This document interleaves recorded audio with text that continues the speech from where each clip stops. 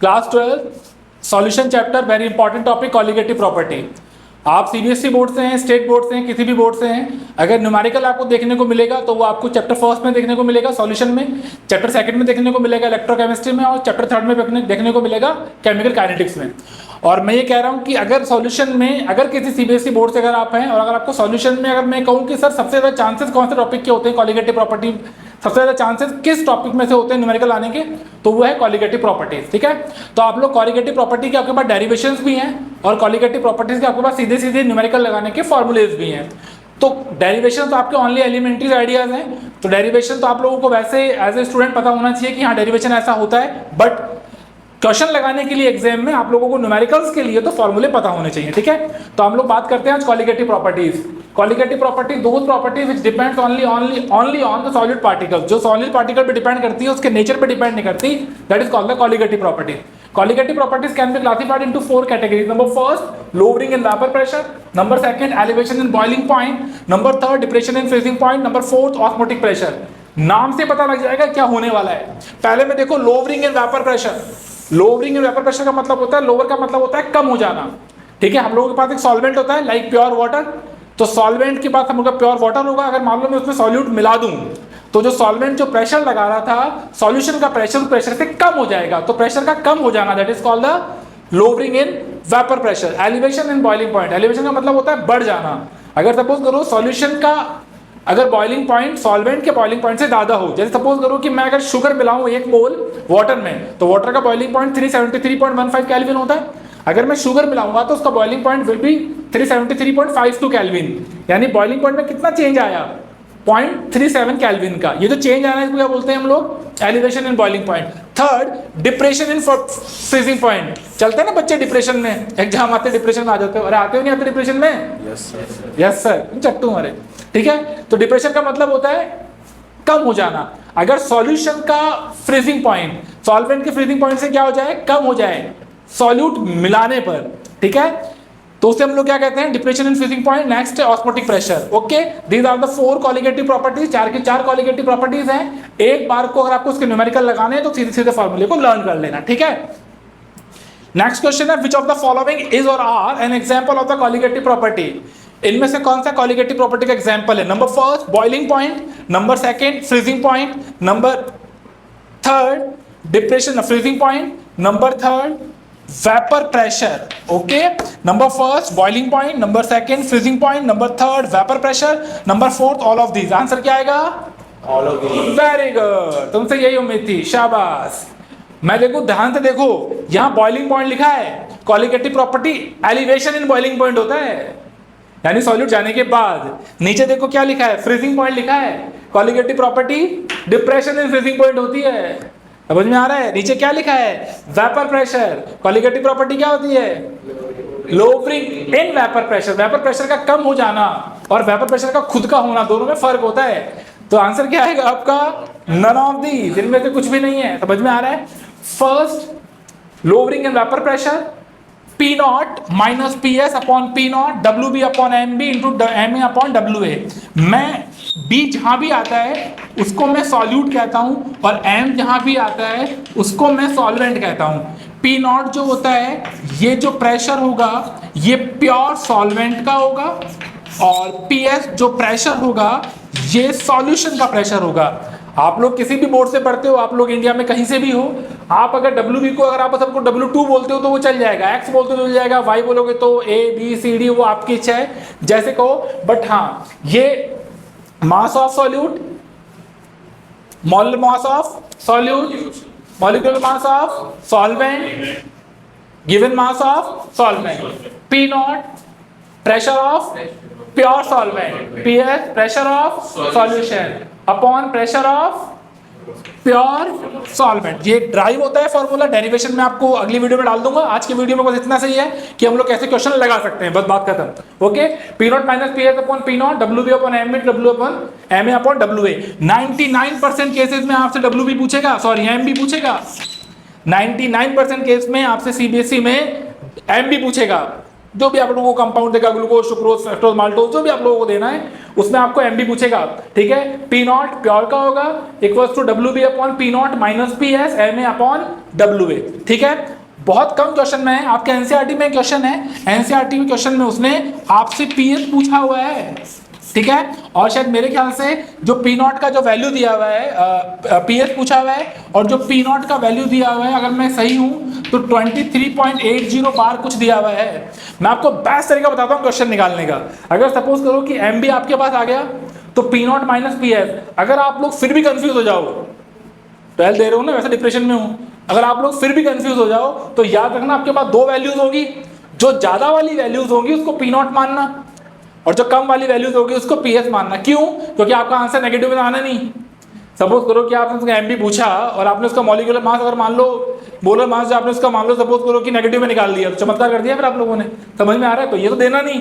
तो आप लोग हमेशा याद रखना, ज्यादा वाले को पी नॉट मान लेना, कम वाले को पीएस मान लेना। अब बड़ी चक्कर बताता हूं मैं आपको। एक एनसीईआरटी में क्वेश्चन है जिसने उसने पीएस पूछा है और जो प्योर का दिया हुआ है वो ये दिया हुआ है। आपको बेस्ट तरीका बताता हूं, अगर ये क्वेश्चन सपोज करो कि आपके ऑब्जेक्टिव आ जाए तो आप याद रखना, अगर सपोज करो कि 23.80 दिया है पी नॉट का, यानी प्योर सॉल्वेंट का वेपर प्रेशर अगर उसने 23.80 दिया है सपोज करो, और आपसे उसने सॉल्यूशन का पूछा है, तो हमेशा ये चीज ध्यान रखना, जो सॉल्यूशन का आएगा वो इससे स्लाइटली कम आएगा, हल्का सा, जैसे 23.40 आएगा, यानी 23.80 से 23.40 हो जाएगा। ऐसा कभी नहीं होगा कि 23.80 से 22 आ जाए, 21 आ जाए, 20 आ जाए, ये कभी नहीं होगा। बेस्ट तरीका है। तो अगर ये क्वेश्चन ऑब्जेक्टिव हो और आपके पास टाइम बहुत कम हो और आपसे सपोज करो कि उसने पीएस पूछा हुआ हो, आपके पास पी नॉट हो, सबसे पहले आप लोग पी नॉट को चेक करना कि आपको पी नॉट कितना है। अगर सपोज करो कि ऑप्शन में आपका पी नॉट मान लो 20 आ रहा है सपोज दैट, और पीएस आपको कैलकुलेट करना है, तो चारों ऑप्शन देखना कि 20 के सबसे पास से पास कौन है नीचे। जैसे एक ऑप्शन होगा 15, उसको हटा दो वहां से। एक ऑप्शन होगा 23, तो ज्यादा हो ही नहीं सकता, उसको हटा दो वहां से। तो एक ऑप्शन होगा सपोज करो कि 19.8, 19.2, 19.3 के आसपास, तो जो सबसे पास से पास क्वेश्चन जा रहा है उसको देखना जिसमें स्लाइटली डिफरेंस आ रहा हो, डिफरेंस बहुत कम आ रहा हो। समझ में आ रहा है? यस और नो? ठीक है, good. Second, elevation in boiling point. Elevation का मतलब क्या होता है? बढ़ जाना, ठीक है। तो जब मैं किसी भी सॉल्वेंट में कोई सॉलिड ऐड करूंगा तो जो सॉल्यूशन होता है उसका बॉइलिंग पॉइंट क्या होगा? बढ़ जाएगा। किसकी कंपेयर में? सॉल्वेंट के कंपेयर में। जैसे वाटर का 373.15 बताया था तो वो बढ़ जाएगा। अच्छा, इसमें भी वही चीज, वाटर का 373.15 केल्विन होता है तो स्लाइटली बढ़ेगा, 373.52 हो गया, 373.72 हो गया, 373.85 हो गया, स्लाइटली बढ़ेगा। ऐसे नहीं होगा 373 से 425 हो गया, 373 से 473 हो गया, 100 डिग्री का फर्क नहीं आएगा। कितना फर्क आएगा अगर आप नॉन वोलेटाइल सॉलिड मिलाओगे? बहुत कम, स्लाइटली फर्क आएगा। तो ये आपको ध्यान रखना है एग्जाम में एज ए स्टूडेंट। बहुत इजी होते हैं न्यूमेरिकल निकालना, मैं बता रहा हूँ सबसे इजी होते हैं सीबीएसई के न्यूमेरिकल निकालना। सीबीएसई कहता है हाँ ही, मतलब बहुत ये दे रहे हैं वो दे रहे हैं, ऐसा कुछ नहीं होता। बहुत इजी होता है सीबीएसई के न्यूमेरिकल निकालना, बस आपको तरीका पता होना चाहिए। तो स्लाइटली फर्क आएगा, ओके। तो वही डेल टीबी होता है एलिवेशन बॉइलिंग पॉइंट, यानी जो प्योर का होता है, जो सॉल्यूशन का होगा और जो प्योर सॉल्वेंट का होगा। तो प्योर सॉल्वेंट कौन होता है? वाटर होता है, यूनिवर्सल सॉल्वेंट। तो वाटर के लिए होगा 373.15। तो याद रखना इस वाले केस में ज्यादा वाला जो होगा Kb माइनस T है, ज्यादा वाला सॉल्यूशन का होगा, कम वाला सॉल्वेंट का। नॉर्मल सी बात है। डेल टीबी निकाल लोगे। केबी को बोलते हैं इब्लियोस्कोपिक कांस्टेंट, और बॉइलिंग पॉइंट एलिवेशन कांस्टेंट। एक चीज मेरी ध्यान रखना कि वाटर के लिए केबी का जो वैल्यू होता है वो 0.53 केल्विन किलोग्राम मोल इनवर्स, ये फिक्स होता है।